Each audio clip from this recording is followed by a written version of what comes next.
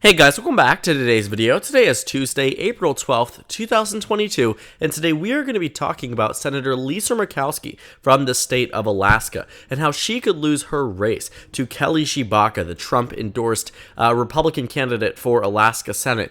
Now, the reason why I'm bringing this up to you, and it's something that I actually had brought up about a year ago, is that a new poll from the month of March has been released that shows that Kelly Tshibaka actually would end up defeating Lisa Murkowski by about 2 percentage points statewide. I find it to be quite a surprise to see, in contrary to what other polls have told us about Kelly Tshibaka and Lisa Murkowski's chances at United States Senate. Now, I'll preface this by saying that regardless of who wins this runoff election or ranked choice inevitable election between Lisa Murkowski and Kelly Tshibaka, is that it remains in Republican control. Even though Kelly Tshibaka is running as a Republican, you actually don't have an additional Republican primary as Alaska otherwise might have had in the past. If you take a look at the 2010 election for Lisa Murkowski, you will actually find that she did not win her Republican primary. When you take a look at the candidates here, you had Lisa Murkowski, who served as the senator since 2002, and Joe Miller, someone who had served in the state of Alaska before. And the polling data said that Lisa Murkowski was going to be fine. It wasn't really too much of a surprise to see that Lisa Murkowski at least was going to be able to do at least slightly well. But the problem was that what you saw was that Joe Miller had received the endorsements of some very top names in the Tea Party movement. One of the more notable ones is Michelle Bachmann, who definitely was at the forefront of that, and you saw a lot of endorsements pour in for Joe Miller from other members. You saw Alaska Right to Life, Todd Palin, names that were recognizable across the state, and consequently, Joe Miller ended up winning the election, 51% to 49%. Now, despite this, Lisa Murkowski, said, I am not going to take this. She conceded the primary, but then said, for me, I'm not going to be standing out of this race as an incumbent. I am the person who was elected once. I am going to be reelected. And you know what she did? She announced her bid on September 17th that she would enter the general election as a write-in candidate. This is what, I think is the most impressive part about her. That she started out in this position where she lost the primary, where voters did not necessarily, will back her in the primary amongst her own base, which is why you're seeing a split from her in terms of the Republican Party. And what you find is that looking at the campaign, the polls even underestimated her. By the time we reached the election, Lisa Murkowski was down. She was about tied with the Democratic Party. And the predictions were that it was likely R, safe R, likely Republican, and we pretty much knew that it was going to be either a Republican or another Republican. The question was Lisa Murkowski going to chip enough of the vote away from Joe Miller in order for Scott McAdams, the Democratic nominee, to run and win? And that was a heavy consideration because it was a bit alarming that the Democratic Party could potentially at least come close to winning simply because there's too much vote splitting amongst the GOP. But by the time we reached the eventual election, what you found is that Lisa Murkowski, as a write-in candidate, received 39.5% of the vote. 39.5 was enough to defeat Joe Miller, who got 35.5, and Scott McAdams, who got 23.5. 23.5 versus 35.5, and Lisa Murkowski, as a senator, receives 39.5%. So I will say that from the very beginning, Lisa Murkowski has started off as this impressive candidate. She refaced Joe Miller in 2016 and won by 14 points statewide.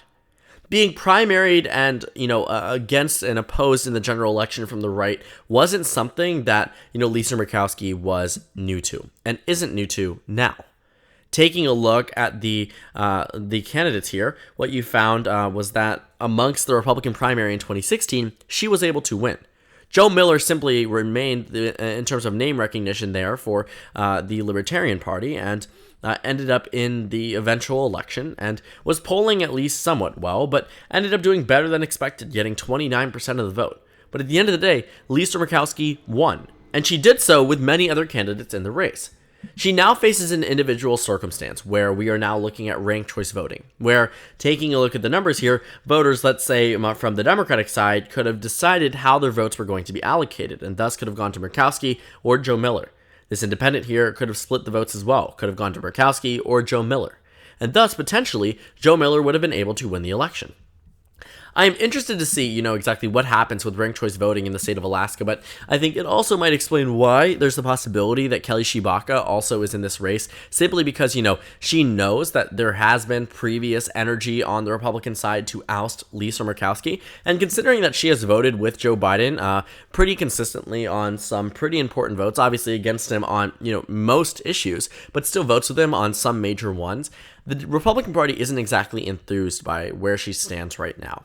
Now, the races itself are solid Republican, safe R, and likely Republican. The polls do say, though, that Kelly Tshibaka could end up winning, but the point being that no matter who ends up winning it, the Republicans will maintain party control. And I think that's what the major concern here was for the GOP. And the good news is that vote splitting won't be a thing, or at least taking votes away from another person, because ranked choice voting ensures that if you are to rank everyone who, at least based off of your first, second, third, fourth, fifth choice, will end up getting a vote if it ends up down to that position. And that'll be a very interesting thing to see, but I am, quite excited to see that first take place in the state of Alaska, because I think it could be a very interesting story about what we could see in the future.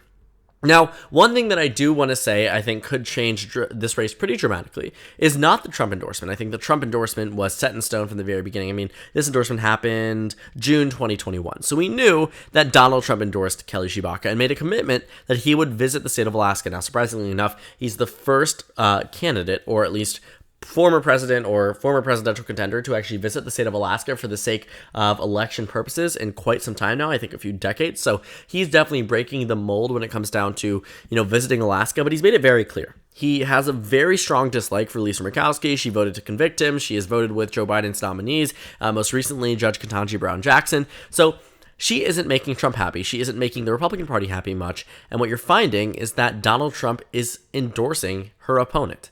But that one thing that I did want to say changed it up wasn't that Trump endorsement, but more so Sarah Palin. Sarah Palin entering into the political arena again has definitely shaken up Alaskan politics, because she served as governor from the state of Alaska for a little bit of time and remained a high level of popularity across the state. Now, right now, I wouldn't exactly define her as the most popular person in Alaska. When she was serving as governor, there were times where polls showed her in the high 80s, sometimes low 90s in terms of approval. I think at one point in time, her disapproval was only 7% statewide. To be quite frank, at certain points in time, she was adored by the people of Alaska. They thought she was very genuine, and they liked her service in the governor's mansion.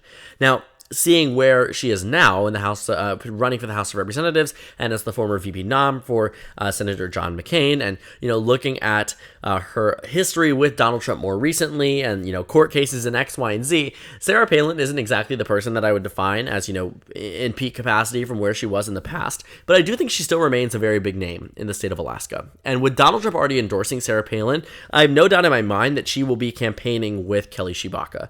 The thing about the House election in 2022 was that based off of who was in the House for the past practically 50 years, we were sort of guessing that Don Young was going to run for House in the state of Alaska again. When you take a look at the data, Don Young has been in the House since 1973 and recently passed away.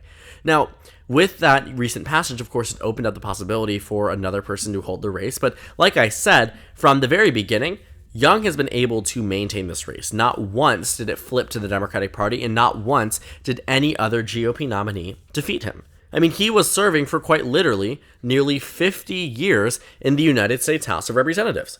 So when you keep that in mind, when you look at this and you say, the Republicans expected to have Don Young, was he going to campaign with Kelly Tshibaka? Probably not.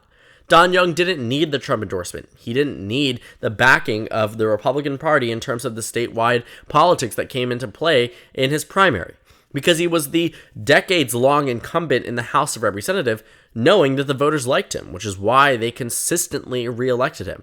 And especially going into 2022, you weren't exactly expecting an Alaskan Republican to lose a statewide race in a state that Donald Trump won by 10 points in the 2020 election. What I think now with Sarah Palin in this bid is quite literally what Politico reports as, jolting Alaska, completely changing our discussion, completely changing our narrative, and completely changing the way we take a look at other races. Because right now polls are telling us that Kelly Tshibaka actually might take this against Lisa Murkowski. And you're also seeing numbers from the House race that show that potentially Sarah Palin could win. There are some, in a Democratic-sponsored poll that showed that Al Gross, the independent, not a Democrat, the independent, defeats Sarah Palin. But the most recent poll from the House race here, let's see if we can pull it up. The most recent poll from the state of Alaska is that the Democratic Party ends up losing this race, and Sarah Palin ends up winning. Let's go ahead and take a look at the poll from the most recent one. Let's see if we can actually find it here. I guess not. I think it might be on Regular Politics. You're going to ask me to verify. That's fine. What you're looking at, though, is it's going to show up in just a moment. Palin is up 5 points statewide. 5 percentage points, 31 to 26 to 21, 7, 3 to 2. And if you take a look at the combined Republican votes, with just Nick Begich alone, that puts Sarah Palin at 52. You have Rivak at 3, which puts it at 55. Sweeney at 2, 57. So the combined vote here is that Republicans end up dominating the Democratic Party, which means that generally speaking, the Republicans shouldn't be worried, especially knowing that ranked choice voting will allow for many of these voters to make selections further down the line, not just choose an individual candidate. Because 57 to 26, or at least adding in the other votes from the Democratic Party, that would be 57 to 33 with undecideds included. That would be an astonishing victory. A 5-point victory wouldn't be as impressive. And I think if there was an implementation of ranked choice voting in the past, what you would find is that, other candidates like Lisa Murkowski would have won by larger margins. But I think now that we're in a position where Sarah Palin is in this race and there's going to be a lot of consolidation behind her, I actually would be surprised if there wasn't a lot of consolidation behind Kelly Tshibaka. If you look at the approval rating for Lisa Murkowski amongst the voters in the state of Alaska, you will find that she's generally polling about even with both Democrats and Republicans, and that's not a good sign. To be at nearly an equal footing amongst two parties that are vehemently opposed tells you that you probably weren't meant to be popular with one, but you were definitely meant to be popular with the other. And if you're hovering around the same level of approval, it means you're either really liked or you're really disliked. And I think the latter is the case for Lisa Murkowski. But based off the numbers that we have seen so far, we are also finding that these numbers are telling us that Kelly Tshibaka and Lisa Murkowski are facing off for a more competitive race than you might think. The disapproval for Lisa Murkowski isn't exactly translating into landslide defeats like some might have expected. In fact, polls prior to the one from March 2022 do show Lisa Murkowski ahead, but I do want to say that it seems at least slightly evident that the tides are turning. The Signal poll ended up being sponsored by Kelly Tshibaka, so keep that in mind as well. But again, polling companies do no service to the campaign that they poll for, and push this opinion poll amongst an internal type of audience. They don't benefit from lying to their own group, which is why these internal polls are typically released, because sometimes they can be regarded as efficient, they can be regarded as reputable. One thing that I do want to also add about Lisa Murkowski is that I think she has really shocked us multiple times.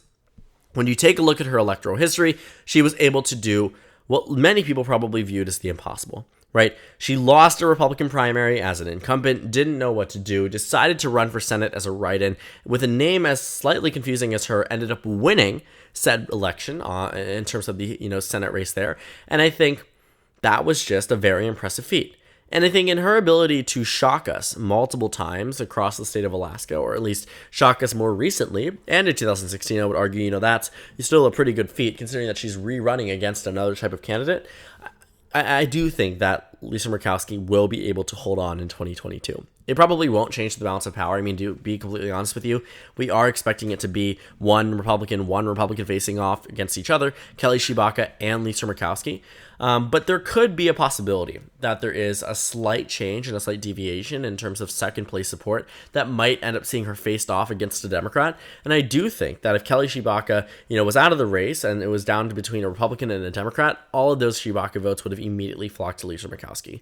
Again, people are going to be fine more with a 75% reliable vote versus, a 0% reliable vote. If a Democrat was to win in Alaska, it would be the end of the world for the Trump wing and other Republicans across the nation. Voters are smart. They know which candidate will align with them closely, which is why ranked choice voting actually benefits Lisa Murkowski in this position, because she doesn't have to face off against that contentious primary, potentially lose and have to force a write-in campaign, And there might be some type of implementation from a judge to use something, based off of sore loser laws in other states to prevent her from running and prevent her from winning. But again, that's a discussion for another video, looking at election laws and what could actually be implemented realistically to prevent people like Lisa Murkowski from running in terms of, spoiler effects or sore loser effects, whatever it might be, because laws like that have been implemented in other states, just simply aren't in place in the state of Alaska as of right now. So we will see what happens in Alaska. Lisa Murkowski, definitely was in a better position before Sarah Palin now jumped into the race. You can definitely expect President Trump to be up in that state, I think, especially now with Sarah Palin. So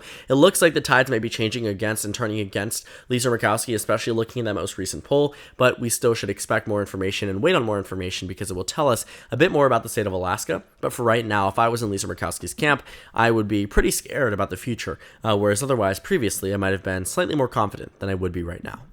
So thank you guys so much for watching this video. Make sure to comment down suggestions below, subscribe on the left if you haven't already, and check out the Instagram and Twitter. At the bottom left of the screen, there's also a Discord server for you to go ahead and join. On the screen, there's a video you can watch, and then a playlist for my 2022 Senate election analysis videos. Again, thank you guys so much for watching, and I will see you all tomorrow.